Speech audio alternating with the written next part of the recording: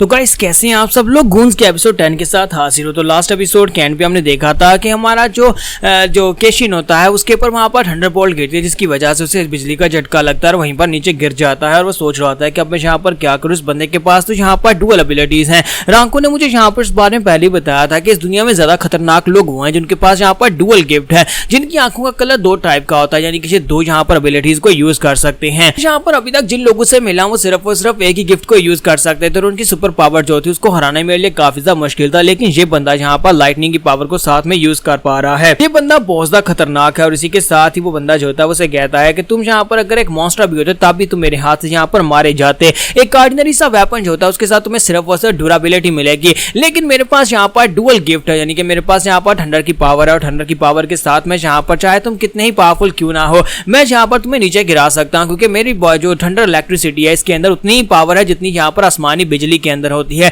यानी कि ये 100 मिलियन वोल्ट्स का झटका है। लेकिन इसके बावजूद भी तुम यहाँ पर 100 मिलियन वोल्ट्स का झटका खाने के बाद भी अभी तक यहाँ पर सही सलामत और उठकर खड़े हो सकते हो। इसका मतलब यह कि तुम बाद में हमारे लिए खतरा बन सकते हो, इसलिए तुम्हें यहाँ पर अभी मरना होगा। और वो अपना बड़ा सा एक्स उठाता है और उसके ऊपर अटैक करने के लिए वहां पर रेडी होता है। जैसे वहां पर एक्स उठाकर हमारे केशिन के ऊपर अटैक करने लगता है, हमारे केशिन को साइड के ऊपर वहां पर पानी का पाइप दिखाई देता है। तो हमारा केशिन इसी के साथ ही अपने बैट को सामने की तरफ थ्रो करता है, ऊपर छत की तरफ। तो इसी के साथ ही वो पीले बालों का लड़का उसे कहता है कि तुम्हें क्या लगा था कि तुम यहाँ पर इस बैट के साथ मुझे हिट कर पाओगे, अब तो तुम्हारे पास तुम्हारा बैट भी नहीं बचा, अब तुम मेरे अटैक को यहाँ पर ब्लॉक कैसे करोगे। तुम्हारा जो आइडिया बहुत ज्यादा खराब था अपने बैट को मेरे पर थ्रो करने वाला। और इसी के साथ ही उसके सर के ऊपर वहां पर पानी टिप टिप करके गिरना शुरू हो जाता है और साथ ही वहां पर बहुत सारा पानी उसके ऊपर आकर गिर जाता है, जिसकी वजह से उसके पूरे कपड़े वहां पर गीले हो जाते हैं और साथ ही वो भी गीला हो जाता है। तो उसे कहता है लड़के तुम क्या सोच रहे हो, क्या तुम्हें लगता है कि यहाँ पर पानी का पाइप तोड़ने से तुम मुझे रोक पाओगे। और साथ ही वो सोच रहा था कि मैं यहाँ पर अपनी थंडर पावर को यूज क्यों नहीं कर पा रहा, लगता है कि पानी की वजह से मैं अपनी थंडर पावर को यूज नहीं कर पा रहा।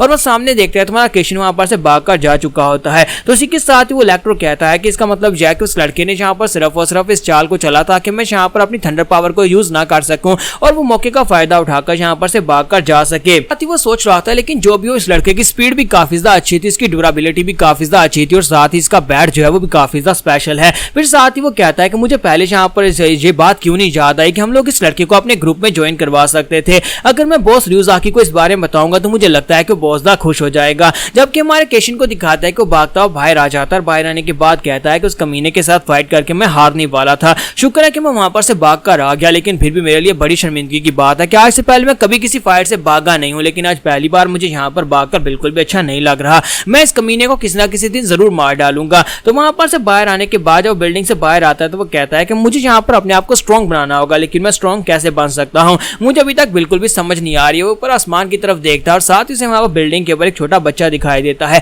तो केशिन कहता है कि ये क्या लगता है कि वहां पर बिल्डिंग के ऊपर एक छोटा सा बच्चा है, लेकिन वो उस बिल्डिंग के ऊपर कर क्या रहा है, क्या वो लड़का वहां पर से कूदने की कोशिश करने वाला है। लगता है कि वो निराश हो गया और वो यहाँ पर से नीचे कूदकर अपनी जान देना चाहता है, लेकिन मैं ऐसा नहीं होने दे सकता। और हमारा केशिन जो था बड़ी तेजी के साथ भागता है उस बिल्डिंग की तरफ जाता है ताकि वो छत के ऊपर जाकर उस बच्चे को गिरने से बचा सके। तो केशिन इसी के साथ इस बिल्डिंग के ऊपर पहुंच जाता है, वहां पर दरवाजा खोलता है और उसे कहता है कि लड़के रुक जाओ प्लीज, वहां पर से जंप मत करना। जबकि वो वहां पर हैरान हो रहा था, बच्चा उसे कहता है तुम क्या सोच रहे हो, लेकिन हमारा केशिन बड़ी तेजी के साथ भागता हुआ आगे बढ़ता है और कहता है कि मुझे यहाँ पर नहीं पता कि तुम्हारे साथ क्या हुआ है, लेकिन अपनी जान देने से यहाँ पर कुछ भी हासिल नहीं होगा। और वो बड़ी तेजी के साथ उसकी तरफ आगे बढ़ता है, जंप करके उसे पकड़ने की कोशिश करता है, लेकिन वो लड़का वहीं पर नीचे झुक जाता है और उसको वहां पर अवॉइड कर लेता है, जिसकी वजह से हमारा केशिन जो था बिल्डिंग से नीचे गिर जाता है। तो केशिन उसे कैच भी नहीं कर पाता और बेचारा उस बिल्डिंग से नीचे गिर जाता है, लेकिन उसकी बॉडी क्योंकि काफी ज्यादा ड्यूरेबल है, इसी वजह से नीचे गिरने के बाद वो मरता नहीं है।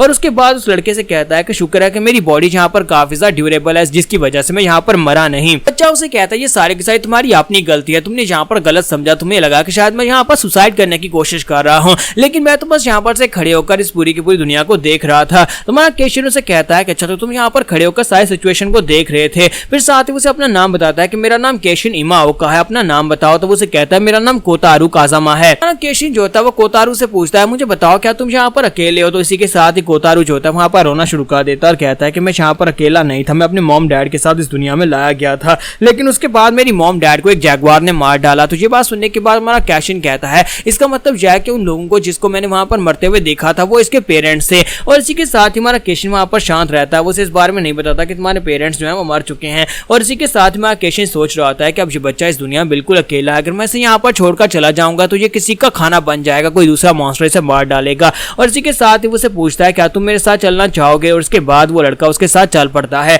तुम्हारा केशिन कहता है कि मुझे नहीं पता, पर मैंने यहाँ पर कोतारू के साथ टीम अप कर लिया और मैं वहाँ पर कोतारू को अपने साथ ही लेकर आगे बढ़ रहा हूँ। तो वहीं पर आगे बढ़ते वहाँ पर सोच रहा था कि मैं यहाँ पर इसकी आंखों का कलर देख रहा हूँ कि इसकी आंखों का कलर यहाँ पर वायलेंट कलर का, इसका मतलब यह है कि ये फिजिकल पावर्स को यूज कर सकता है, यानी इसके पास फिजिक्स की पावर्स हो सकती हैं। लेकिन मुझे नहीं लगता कि ये अभी तक फिलहाल के लिए अपनी पावर्स को अवेकन कर चुका है, या फिर इसे पता है कि ये कुछ सुपर पावर्स को भी यूज कर सकता है। हमारा केशिन जब हमारे कोतारू को अपने साथ लेकर आगे की तरफ चलता हुआ जा रहा था, इसी के साथ सामने से एक और लड़का निकल कर आ जाता है और उसे कहता है कि तुम यहाँ पर इस छोटे बच्चे के साथ क्या करने के बारे में सोच रहे हो। तुम्हारा केशिन उसे कहता है कि अब तुम कौन हो, तुम्हारी हिम्मत कैसी हुई यहाँ पर मुझसे ये पूछने की मैं इसके साथ क्या करने वाला हूँ। तो वो लड़का उसे कहता है कि तुम यहाँ पर मुझे काफी ज्यादा डेंजरस लगते हो, तुम्हारी आंखों से पता चल रहा है कि तुम खतरनाक हो। तुम्हारे केशिन के सामने जो लड़का आता है उसकी आंखें वहाँ पर रेड कलर की होती है। तुम्हारा केशिन कहता है कि ये लड़का यहाँ पर जिस तरह से मुझसे सवाल पूछ रहा है, इसका मतलब यह है कि ये एबिलिटी यूजर है, और इसकी आंखों का कलर यहाँ पर रेड है, इसका मतलब यह है कि ये मटेरियल की पावर्स को यूज कर सकता है। इसी के साथ ही वो दूसरा लड़का जो अभी यहाँ पर रेड आइज वाला होता है, वो अपनी मटेरियल पावर को यूज करता है, उसके पास डायमंड की पावर होती है, वो अपने बाजू को वहाँ पर डायमंड में चेंज कर लेता है और उसे कहता है अच्छा तो तुम ही वो कमीने इंसान हो जो यहाँ पर बच्चों का शिकार करते हो, तो आज यहाँ पर तुम मुझे मिल ही गए, तो आज मैं यहाँ पर तुम्हें बिल्कुल भी नहीं छोड़ूंगा। और इसी के साथ उसे कहता है कि अब यहाँ पर आओ और आकर अपनी पनिशमेंट लो, क्योंकि मैं यहाँ पर तुम्हें अपनी डायमंड के साथ मारने वाला हूँ। और दूसरी तरफ से हमारा केशिन कहता है कि अब इसके साथ मसला क्या है, ये बेवकूफ यहाँ पर क्या कह रहा है, मुझे बिल्कुल भी समझ नहीं आ रही। और इसी के साथ ही वहाँ पर कोतारू को उठाता है। तुम्हारा केशिन कोतारू को उठाता है और उसे कहता है प्लीज मुझे माफ करना, पर तुम यहाँ पर इस जगह के ऊपर नहीं ठहर सकते, तुम्हें यहाँ पर साइड के ऊपर हटना होगा। और वो कोतारू को उठाकर साइड के ऊपर एक गार्डन की तरफ फेंक देता है। तो जब कोतारू वहाँ पर गार्डन के अंदर जाकर लैंडिंग करता है, इसी के साथ ही दूसरा लड़का चलाकर उसे कहता है हम मार्स के लोग तुम्हें यहाँ पर बिल्कुल भी माफ नहीं करेंगे, तुम्हारे जैसे कमीने लोग जो बच्चों का शिकार करते हैं हम उनके दुश्मन हैं। और जबकि हमारा केशिन उसे कहता है कि तुम अपनी बकवास बंद करो कमीने, कहीं कि तुम लोग यहाँ पर निर्दोष लोगों को मार रहे हो। और इसी के साथ ही वो डायमंड वाला लड़का जो होता है उसे पंच मारने के लिए आगे बढ़ता है। तुम्हारा केशिन कहता है कि ये बंदा तो काफी ज्यादा फास्ट है, लेकिन मुझे लगता है कि मुझे भी अपना मेटल बैट निकाल लेना चाहिए। और इसी के साथ ही वो अपना मेटल बैट वहां पर निकालने की कोशिश करता है, लेकिन इतना टाइम नहीं होता